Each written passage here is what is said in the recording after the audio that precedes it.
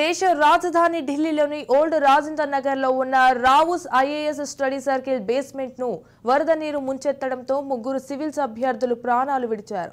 దీంతో ఆ coaching centre యజమాని అభిషేక్ గుప్తా, కోఆర్డినేటర్ దేశ్పాల్ సింగ్ లను పోలీసులు అరెస్ట్ చేశారు. పార్కింగ్ సరుకు నిల్వ పేరుతో అక్రమంగా లైబ్రరీ ఏర్పాటు చేసినట్టుగా పోలీసులు గుర్తించారు. డ్రైనేజీ అక్రమాల వల్ల రావుస్ కోచింగ్ సెంటర్లో వరద నీరు పోటెత్తినట్టుగా ప్రాథమిక విచారణలో వెల్లడైంది. ఈ క్రమంలోనే ఘటనపై దేశవ్యాప్తంగా నిరసనలు వెల్లువెత్తడంతో ఢిల్లీ మున్సిపల్ కార్పొరేషన్ చర్యలకు ఉపక్రమించింది.